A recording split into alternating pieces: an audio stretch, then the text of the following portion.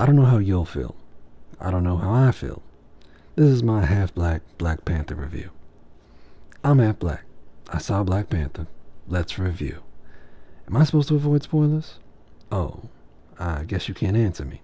Well, no, you can't answer me. It will just be after I've already decided. Go ahead and leave me an answer in the comments below. But you have to make sure to do it before I've decided, or else how would I know? Let's begin. Begins.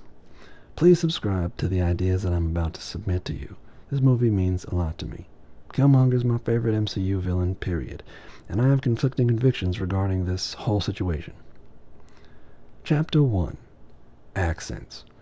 I realize this isn't something that bothers most people, but as a half, quote-unquote, black man, the actual accents of my family have always been important to me. It probably doesn't offend you that accents are usually exaggerated and inconsistently enunciated, but it's super distracting to me. Is it unrealistic for me to expect fictional East Africans to sound exactly like actual East Africans? Maybe, but Disney's money is super unrealistic. I've been paying Disney my whole life to be unrealistic. And at least 2 of the fictional East Africans are rumored to sound like actual East Africans. Which 2 do you think it is? Let me know in the comments below. Oh right, you can't answer me. Well, I guess you. Chapter 2. The consumption of quote-unquote black art means a homogenization of quote-unquote black art. First of all, good f***ing luck convincing certain people, I'm not naming any colors, that black art even exists. Traditionally, quote-unquote black art has had an abusive relationship with capitalism. Then again, capitalism kind of has an abusive relationship with everything. Anyway, in order to sell specific experiences to general consumers, the experiences themselves will be homogenized.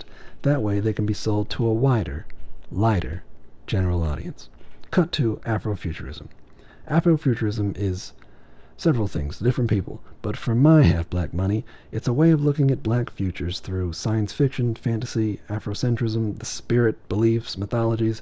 I left some stuff out, but you get the idea. Afrofuturism is unapologetically black. It certainly involve cultural homogenization as well as cultural but in many ways, Afrofuturism tries to respond to homogenization with diversity. Black Panther is a Disney Marvel comic book movie. It definitely incorporates elements of Afrofuturism, but in order for Disney to sell Afrofuturism, they have to make it less Afrofuturistic and more Marvel, all caps. This didn't start with the movie, however. It started with the source material. Black Panther was originally created by an Ashkenazi Jewish man who realized that his audience included black readers, but he didn't have any black characters. Enter Black Panther to sell to black readers. However, Kirby wasn't just selling Black Panther to black readers, because the majority of his audience was still white. So, Jack and Uncle Stan had to, say it with me, homogenize black and African cultures. Yes, very good. Cut back to 2018. Disney Marvel gave a black writer-director, a black co-writer, and a primarily black cast the task of presenting white-owned black characters to a global audience. Pause. A friend of mine submitted to me that Ryan Coogler was not trying to create a black movie, but was instead trying to normalize blackness through the lens of superhero movie. I definitely agree with that, but it's at this point that my mixed nigga sense starts tingling. Too often, normalize means westernize. I'm a westerner, obviously, and a U.S. citizen born and raised on the western side of the U.S., Utah to be specific, which was named for the Ute tribe. Oh shit, did I just say the magic word? I did. I just said the magic word. Let's extrapolate the magic. Ute is a term that describes indigenous inhabitants of Colorado, New Mexico, and Utah. It is said, as I just said, that Utah was named for the Ute tribe, which means people of the mountains in the Ute language. Utah.gov, however, lists this notion as one of 2 possible theories, because, well, it isn't true.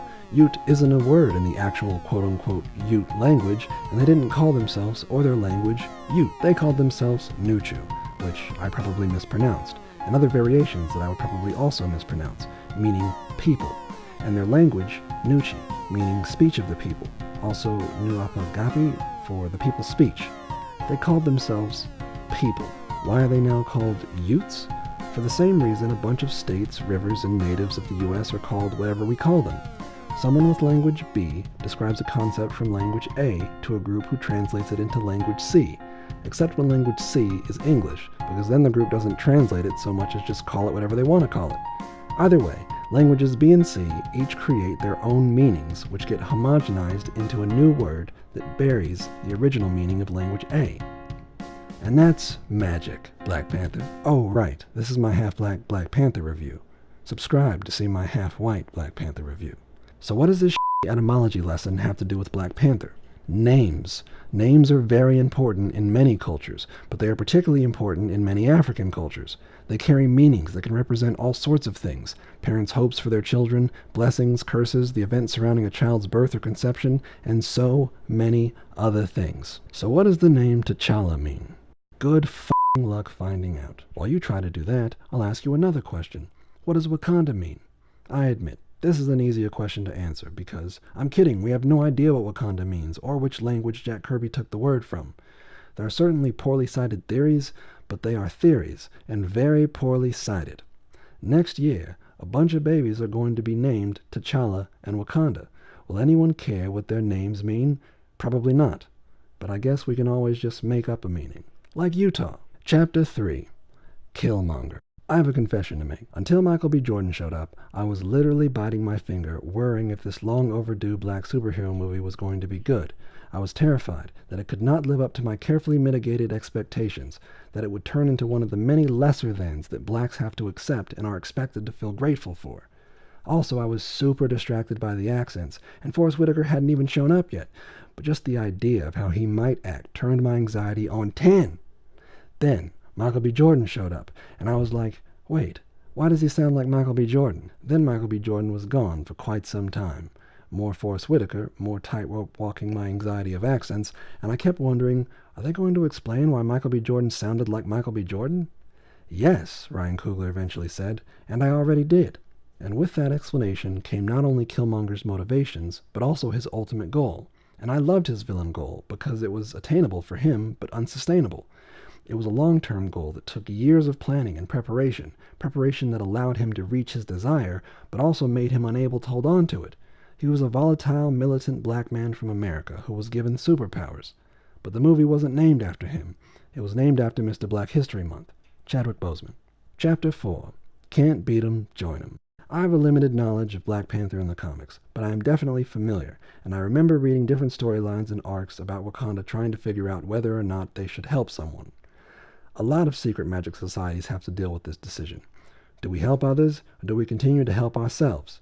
Is helping others also helping ourselves because we are others?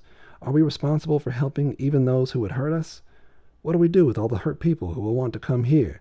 Will they want to hurt people? Where's Storm? Is she coming? Is Namor going to attack Wakanda? These are the sorts of questions Wakandan privilege has to answer. Now, should you see it? I don't know. You probably already have. Should you see it again? I don't know. I saw it twice. I had to see it twice. It's Black Panther. You think if Aquaman comes out and feels like this, but for fish-speaking niggas, I'm not going to go see it twice? Did you just bleep me for saying the word nigga? Nigga, of course I bleeped you for saying the word nigga. This is for Black Panther. White people might see this. Nigga, that never bothered you before. Nigga, of course it doesn't bother me when I say the word nigga. I say the word nigga 7 times a breath. Nigga, nigga, nigga, nigga, nigga. It's you who says the word nigga offensively. Nigga, you just lost us all the white audience. Nigga, what white audience do you have? Well, I don't know. You're the one who brought it up. I said white people might see this, but I definitely did not say that your sky-high yellow mix review has a white audience. I'm sick of you bleeping out the word nigga. Could you at least use the custom trigger warning, nigga warning, nigga warning? It's still bleeped out. It's still Black Panther. It's still Black Panther indeed. Are you going to give it a score? What? You're not going to give it a score? I don't know how to score reviews. Oh, wait. Why don't you score it for me in the comments below? Just go ahead and leave a score in the comments below. Matter of fact, score anything. Just write it in the comments below.